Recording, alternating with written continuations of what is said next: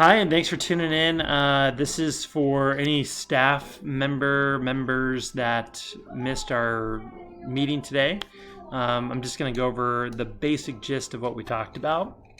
So here we go. We kind of started off with talking about common expectations for meetings, Zoom meetings, and this is also applicable to you for your classrooms or just being in Zoom meetings or Google Meets just in general. If you can't attend my meetings, please let me know so that so that I know to make some things available to those that didn't participate. Keep interruptions to a minimum when the speaker's talking. If you have some critical feedback, like if there's something you've got a problem with, this is not the time to be speaking out. That kind of falls in line with the next, which is be respectful. So being respectful to me, being respectful to others, and this is good for your students too when they're in those. Be mindful of others. So questions should be held. Utilize the chat rooms. If you're doing a Q&A session, if we are doing a Q&A session, that would be a good time to utilize questions. So first things first, I talked about just thanking everybody for your support and knowing that this has not been an easy time and for some downright difficult. We've managed to push through. I know that we've had our hiccups, but nobody's expecting perfection. Our classified staff, you guys have been doing tremendous work, and I just cannot thank you guys enough. It's imperative that we have your support through this. Reaching out to the kids because our teachers aren't able to face-to-face as much as you are at this time. So what's next for us? We're in the middle of our phase 1 implementation, and we're going to be moving into phase 2. And phase 2 includes grading, and we're going to be addressing some of those things to come. But right now, OSPI has provided some guidance on this once again, but it hasn't been laid out very clearly. But in the next 48 hours, they've said they're going to come out with something more specific. Because right now, if we're looking at a student, we cannot do any harm to their grades. So if they earned a B or a C from the third quarter, they cannot get any less than that. We can, however, give out incompletes, I guess. And then Superintendent Reichdahl did mention that previously an incomplete will turn to an F after a couple of weeks, but he did say that they're going to be working on making that extended for a while, and those are his words. He didn't specify how long those incompletes would last for or what that would look like, but I'm hoping to get some more guidance with that. It will look different for 7th and 8th grade than the high school because the high school is credit-based, and those classes are used to gain credits towards graduation. 7th and 8th grade is not. There are 8th graders that take high school classes, so the high school 9th through 12th credit system would still apply to them, but not to their junior high classes. Seniors, we're still needing to make sure that we're reaching out to them, making sure that they're putting in a good faith effort into the classes, and that we need to be thinking about if they're going off to college, they're not going to want to pass-fail. So we need to be looking at some of our options for them too. Some larger school districts in the state have done an A or incomplete as their grading system. So we're looking at some of those options for us that might look like that too. So more information will come on that. For students that do not have access moving forward, so they do not have access to internet specifically, the first and best choice is to do those choice boards. We did have a question that was raised that are choice boards required, and the answer is they're not required.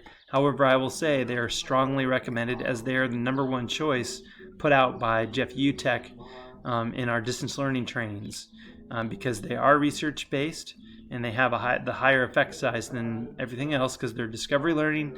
They're equitable. Any kid can do them. They don't need access to technology. That could be one of the choices for them, but it doesn't need to be all of it. We are looking at what is the ability for kids to download content. So students that don't have access to internet but that might have a device, we now have our Wi-Fi. It's GCD Student Temp is the Wi-Fi where kids and families can pull up to our facilities, have access to our internet, download content from Google. So we're trying different ways to get as many kids logged in as possible. But if you do not want to do choice boards, then I would strongly suggest that you come and talk to me about, what other things you're wanting to do other than choice boards. Because like I said, choice boards are the number one recommended thing that we do. Also make sure to rest and recover, take care of yourself. Make sure that you're taking the rest that you need, recovering, because as I've said, this is a stressful time and we all need help getting through this because it's not easy. Things you can do instead of work is go for a walk, hike, whatever's physical. That is usually a pretty good way to burn off any stress. Allows you to just kind of turn your brain off. Call and talk to a friend or a family member that you've been meaning to catch up with. I like to do that and get a good laugh. Talk about things we haven't talked about in a while, catch up. It's always nice to do that. Turn off your device, tune into yourself. Be present with your family, be present with your friends. Even if you can't be with them physically, this would be a good time to just turn off your device and unwind. And there's a lot of other things that you can do other than work. And yeah, I'm talking about during the weekdays. And I'm saying, yes, it's okay to unplug for a day or two. Communicate with us, communicate with me specifically if you need that time, you need that rest and recovery. Google Classroom, it's been brought to my attention that people might have had the impression that the assignments are some sort of required thing to do. And I apologize if that's what that came across as. That's not my intention. Anything I put in Google Classroom for assignments is meant to provide you with guidance and not evaluation. It's not used for evaluation. The things I put in there, such as the rubrics, what grading looks like, providing feedback, all those things are research-based from John Hattie's work on teaching strategies. So everything I put in there is meant to show you kind of what a successful classroom, Google Classroom, would look like for you too. So I apologize if some of you took that as me trying to evaluate you or anything like that. That's not my intentions one bit. My focus is to help by providing examples of what good teaching practices look like, how to run a virtual classroom, and things like providing like a success criteria is a top instructional strategy that if you employ, makes sense for them. This is my main mode for getting information out to you. So Google Classroom is kind of like the way I'm getting most information out to my instructional staff. Paras, I still use our emails to get things out. But, if you want to be able to part of that class and you're an instructional staff member, then please let me know and I can add you into our LRHS staff because you've got the Google account created. But if you need something urgent, the best way to get a hold of me is through email. This way I can get to you quickly. Utilize the help desk for direct help. That's also found. You should all have the link for that.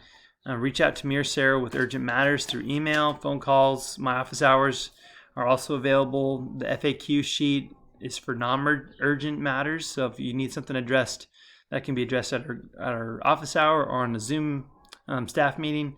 That's a good place for the FAQ sheet. That way I can bring those lists of questions to our meeting. If you have questions after all this, please send me an email and I'll hopefully be able to address it. All right, thanks, and talk to you guys later.